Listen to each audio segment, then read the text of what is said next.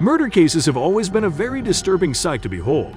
However, some end up being more gruesome and horrifying than others. When you encounter murders like these, you tend to wonder what could have made someone commit such an atrocity. I know I think about it myself.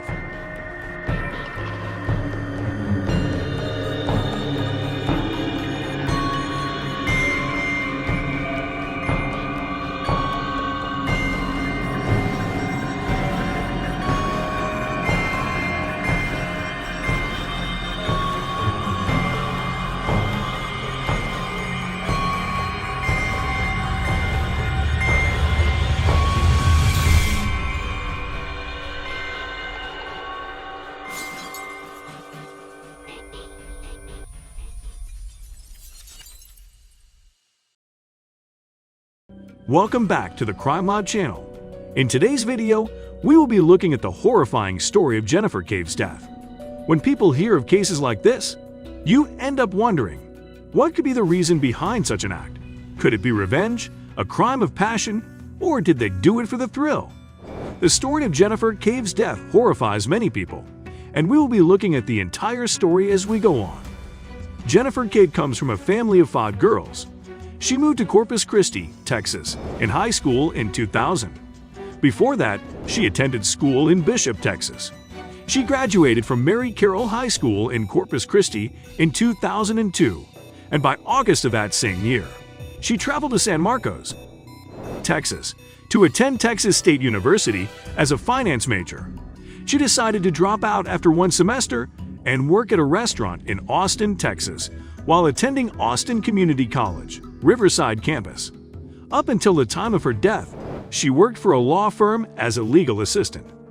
Somewhere midway through the month, specifically 16th August 2005, Jennifer was looking forward to starting her new job as a legal assistant in a law firm in Austin, Texas. At 9 p.m. that night, she planned to go downtown to get something to eat, and she called her friend Colton Pitniak. This was because she had missed a call from him at 6 p.m., and she decided to ring up at 9 p.m., arranging to meet downtown. Colton Pitniak came from Bryant, Arkansas, in Greater Little Rock, and was a finance major at the University of Texas at Austin. Before his university education, Colton attended Christ the King School and Catholic High School for Boys in Little Rock, Arkansas.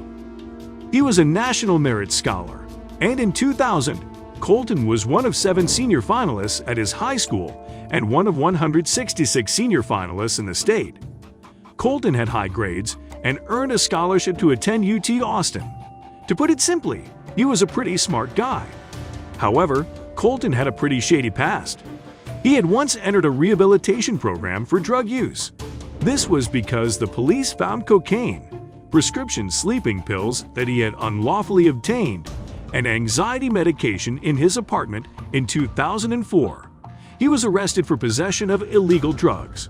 Apart from that, he had no previous record of violent crime, and authorities said that he and Jennifer had no previous disagreements before the murder. Fast forward to their meeting on the night of August 16. Reports said that Jennifer and Colton met and had dinner before heading to a bar on 6th Street in downtown Austin. There, they met some of Jennifer's friends. After some time, Jennifer's friends said they wanted to go to another bar across the street, and both Jennifer and Colton said they would join them later. This was a little past midnight. Jennifer and Colton were a little behind Jennifer's friends as they had to pay the bill. However, Jennifer's friends noticed them at the bar door as if they were about to join them at the bar across the street. But for some reason, both Jennifer and Colton walked away. The next day, Jennifer didn't show up for work, and by afternoon, one of the attorneys at Jennifer's new workplace called her mother, Sharon, to know where she was. Jennifer's mother found it quite strange that Jennifer didn't go to work that day, considering it was a job she wanted and was quite ecstatic to get.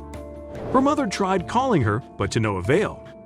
After trying Jennifer's number a couple more times, Sharon reached out to Jennifer's cell phone provider to obtain a list of calls made to and from her phone. This turned out to be quite helpful, as she got the number of one of Jennifer's friends named Michael Rodriguez. Michael told Sharon that he had called Jennifer at 10:30 p.m. the night before, and Jennifer told him that she would be spending the night at Colton's because he was having some issues.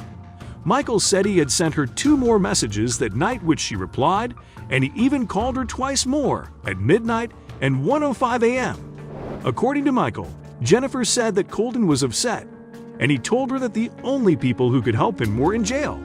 Michael said Jennifer seemed fine when he spoke with her, not sounding intoxicated or distressed. When he spoke to her at 1:05 a.m., Jennifer was walking towards her car with Colton, who had lost his phone that night. She was going to help him search for it. That was the last time Michael spoke to her. With that information, Sharon reached out to Colton, who said he hadn't seen Jennifer.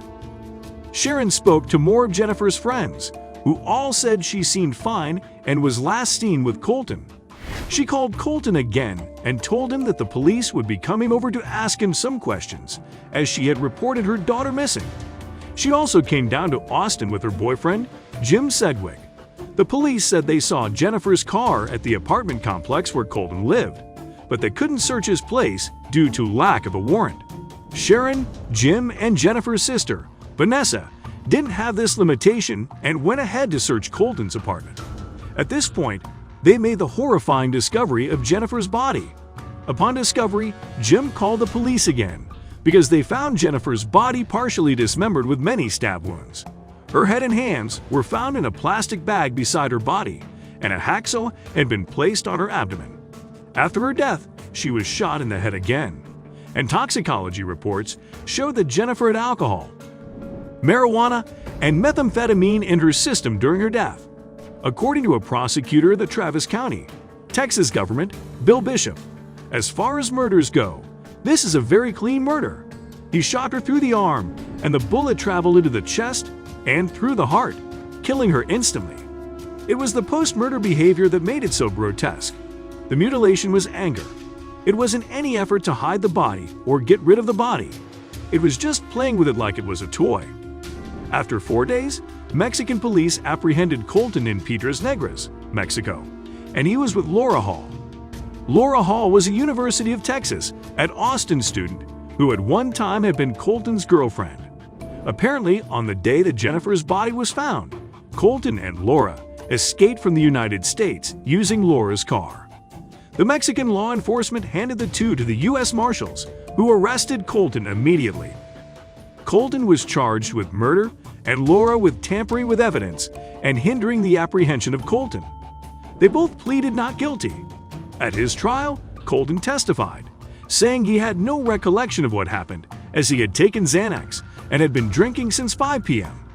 He said he was a heavy drinker and a drug addict, which was the reason behind his memory loss. He pleaded not guilty to first-degree murder as he argued that his drug use meant he wasn't capable of intention. Forensic evidence showed the 2 bullets found in Jennifer's body were from a Smith & Wesson SW300A pistol belonging to Colton. A blue towel on the apartment's coffee table also had Colton's and Laura's DNA on it. On January 29, 2007, Colton was convicted of murder, received a 55-year sentence, and would be eligible for parole once 50% of his sentence had been served. Laura was convicted of tampering with evidence resulting from the dismemberment of Jennifer's body, hindering Colton's apprehension. She was sentenced to 5 years for the tampering and 1 year for the hindering, with the sentences to be served concurrently. On February 19, 2009, the Texas Third Court of Appeals ordered resentencing. The court ruled that her sentencing hearing was unfair, and Hall was released on bond.